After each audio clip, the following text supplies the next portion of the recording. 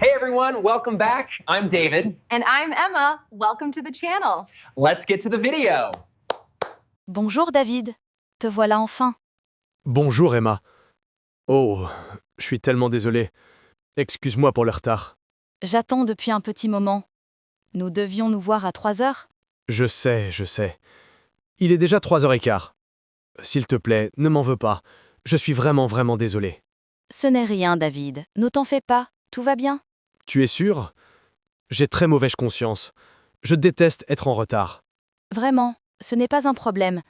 J'étais assise au soleil, en train de lire un livre. Le temps a passé vite. C'est une bonne chose à entendre. Néanmoins, ce n'est pas correct de ma part. La ponctualité est en fait très importante pour moi. Je le sais bien. D'habitude, tu es toujours à l'heure. C'est pourquoi je ne me suis pas inquiétée. Merci de ta compréhension. C'est très gentil de ta part. Je te promets que la prochaine fois, je serai à nouveau en avance. Je te crois. Assieds-toi d'abord. Tu as l'air stressé. Oui, j'ai couru tout le long du chemin. Je ne voulais pas arriver encore plus tard. Que s'est-il passé? Pourquoi es-tu arrivé en retard? Mon bus n'est tout simplement pas venu. J'ai attendu 20 minutes à l'arrêt. Oh, c'est contrariant. A-t-il été annulé? Oui, je pense. Sur le panneau d'affichage, il y avait juste marqué « Retard », mais il n'est jamais arrivé. Et il n'y avait pas d'autre bus que tu pouvais prendre? Non, malheureusement. C'est la seule ligne qui vient directement ici, au parc. J'aurais dû prendre un taxi. Allons donc, pour un si court trajet? Ça aurait été bien trop cher. Oui, mais au moins j'aurais été à l'heure. Je ne voulais pas te faire attendre. C'est impoli. Un retard à cause du bus, ce n'est pas de l'impolitesse. Tu n'y peux rien, c'est un cas de force majeure. Je me sens quand même responsable. J'aurais dû partir plus tôt pour avoir une marge. David, c'est la 5e fois que tu t'excuses. Je t'ai déjà dit que tout allait bien. Tes excuses sont acceptées. D'accord, merci. C'est juste intéressant de voir à quel point de bonnes excuses sont importantes. Dis-moi, Emma, je viens de dire « excuse-moi » et « je suis désolé ». Est-ce que c'est la même chose, en fait? C'est une très bonne question. Beaucoup d'apprenants du français sont incertains à ce sujet. C'est très similaire, mais il y a une petite différence. Et quelle est cette différence? J'utilise souvent les deux expressions comme ça me vient. Alors, excuse-moi s'utilise souvent pour des petites choses du quotidien. C'est un peu comme le excuse me en anglais. Peux-tu me donner un exemple? Oui, bien sûr. Imagine que tu es au supermarché et que tu bouscules quelqu'un sans le faire exprès. Alors tu dis « Oh, excusez-moi ». Ah, je vois. Ou si je veux demander mon chemin à quelqu'un dans la rue, je dis aussi « excusez-moi, pourriez-vous m'aider ?» Exactement. C'est parfait. C'est une formule de politesse pour attirer l'attention ou pour s'excuser d'un petit dérangement. Et « je suis désolé », quand est-ce que je l'utilise? Je suis désolée est plus personnel. Ça exprime plus de sentiments et de regrets. On le dit quand on regrette vraiment ce qu'on a fait. Comme moi tout à l'heure, parce que je t'ai fait attendre. Je le regrette vraiment, donc je suis vraiment désolé, convient bien. Exactement. Ou si tu apprends qu'un ami a reçu une mauvaise nouvelle, tu lui dis alors « Oh, je suis vraiment désolée pour toi ». Tu montres de la compassion. C'est une très bonne explication. Donc, excusez-moi pour les petits incidents, je suis désolé pour un regret sincère. Exactement. Et ça dépend aussi à qui tu parles. On peut s'excuser de manière formelle ou informelle. C'est comme avec tu et vous, n'est-ce pas? Il y a différents niveaux de politesse. C'est ça. Avec des amis ou en famille, tu es très informel. Qu'est-ce que je dirais à un ami si j'arrive en retard à un rendez-vous avec un pote? Là, tu dirais probablement juste « Salut, désolé pour le retard » ou « Vraiment désolé, le bus n'est pas passé ». Oui, le mot sorry de l'anglais, on l'utilise aussi très souvent. C'est court et simple. Exactement. Mais imagine maintenant que tu arrives en retard à une réunion importante avec ton patron. Là, tu ne peux pas juste dire « sorry ». Non, en aucun cas, ce serait très peu professionnel. Quelle serait une bonne excuse formelle? Tu pourrais dire par exemple « Bonjour Monsieur Dubois, je tiens à vous présenter mes excuses pour mon retard ». Je tiens à m'excuser. Ça sonne très formel et respectueux, c'est bien. Oui, ou tu pourrais dire « Veuillez excuser mon retard, j'ai eu un problème imprévu avec les transports en commun ». C'est très bien aussi. On donne une raison, mais on reste très poli et formel. C'est important dans la vie professionnelle. Absolument. Le choix des bons mots montre le respect que l'on a pour l'autre personne. Nous parlons là d'un petit retard. Mais que se passe-t-il si on a fait une très grosse erreur? C'est une toute autre situation. Dans ce cas, de simples excuses ne suffisent souvent pas. De quel genre d'erreur parles-tu par exemple? Imagine que tu as oublié l'anniversaire de ta meilleure amie. C'est plus qu'un petit incident. Oh oui, c'est grave. Ça blesserait beaucoup la personne. Que ferait-on dans un tel cas?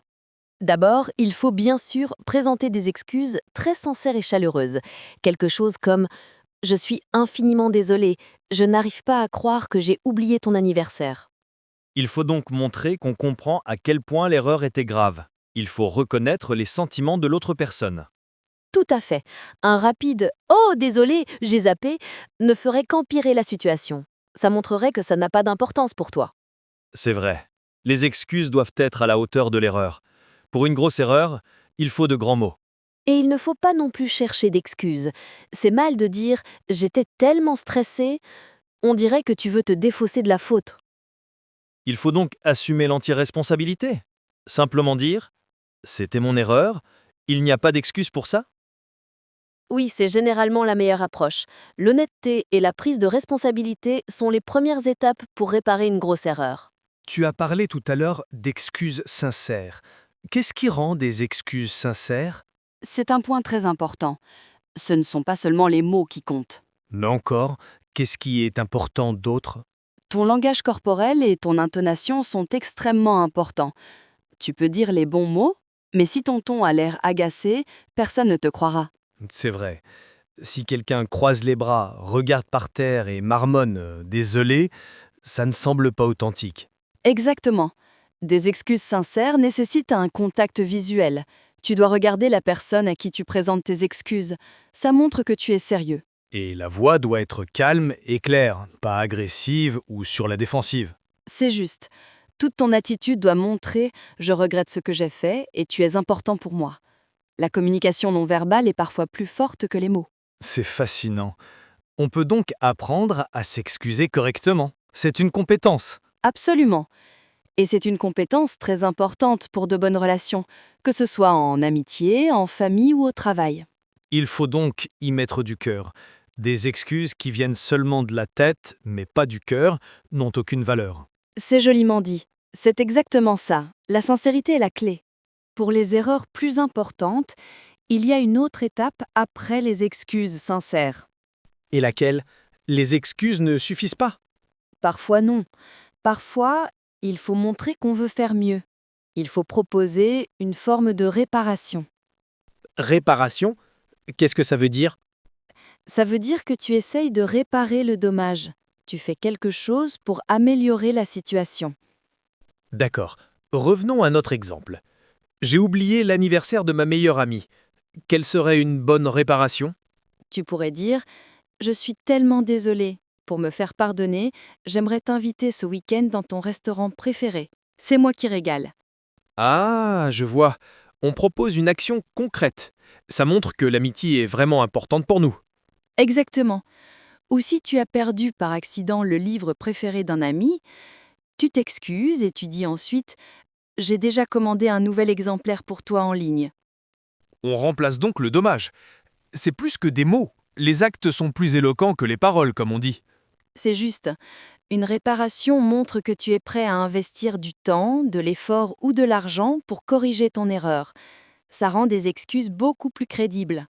C'est un très bon conseil. Proposer de réparer l'erreur. Je vais m'en souvenir. De nos jours, nous communiquons beaucoup par écrit, par email ou par messagerie. Qu'en est-il des excuses? C'est un sujet délicat. Des excuses écrites peuvent parfois être pratiques. Oui, c'est rapide. Et on peut réfléchir tranquillement aux bons mots. On n'est pas interrompu. C'est vrai. Pour de petites choses, des excuses par SMS sont tout à fait acceptables. Par exemple, « Désolé, je n'arriverai que dans 10 minutes. Ce n'est pas un problème. » Mais qu'en est-il des grosses erreurs dont nous avons parlé? Devrait-on s'excuser pour un anniversaire oublié par WhatsApp? Personnellement, je ne trouve pas ça bien. Des excuses écrites sont très impersonnelles. Pourquoi? Parce que toute la communication non verbale est absente. L'intonation, le contact visuel, le langage corporel, tout ce qui rend des excuses sincères manque dans un message texte. C'est vrai. On ne peut pas voir si la personne est vraiment sérieuse. Les émojis ne peuvent pas tout remplacer non plus. Exactement. Des excuses écrites peuvent paraître très froides et distantes. Pour les sujets sérieux, une conversation en personne ou au moins un appel téléphonique est toujours le meilleur choix. Ça montre qu'on prend le temps et qu'on a le courage de faire face à la personne directement. Ça a plus de valeur. Oui. Se cacher derrière un message est facile. Regarder l'autre dans les yeux et dire « Je suis désolé » demande de la force et montre un vrai respect. Nous avons beaucoup parlé de la manière de s'excuser. Mais comment réagir correctement quand quelqu'un s'excuse auprès de nous? C'est l'autre côté de la médaille, et c'est tout aussi important. Quand tu as accepté mes excuses tout à l'heure, tu as dit « pas de problème » et tout va bien. Exactement. Pour les petites choses, c'est la réaction normale et amicale. On montre à l'autre qu'on ne lui en veut pas et que l'affaire est classée. On peut aussi dire « ce n'est rien » ou « ne t'en fais pas ». C'est ça. On signale « j'accepte tes excuses ». C'est important pour que la situation redevienne détendue. Mais qu'en est-il des grosses erreurs? Quand quelqu'un t'a vraiment blessé, doit-on toujours accepter les excuses immédiatement? Non, ce n'est pas une obligation. Parfois, on a besoin de temps pour réfléchir à la blessure. Que peut-on dire alors? C'est aussi impoli de ne rien dire. On peut être honnête et dire « Merci pour tes excuses, j'ai entendu ce que tu as dit, mais j'ai besoin d'un peu de temps pour y réfléchir. » C'est une bonne réponse honnête. Ce n'est pas impoli, mais ça montre qu'on est vraiment blessé. Exactement. Le pardon est un processus. Parfois, on ne peut pas dire immédiatement « tout va bien ». Il est important d'être à l'écoute de ses propres sentiments. Accepter des excuses est donc parfois aussi difficile que d'en présenter. C'était une conversation vraiment intéressante. J'ai beaucoup appris sur le thème des excuses. Oui, moi aussi. C'est bien de réfléchir consciemment à ce genre de choses.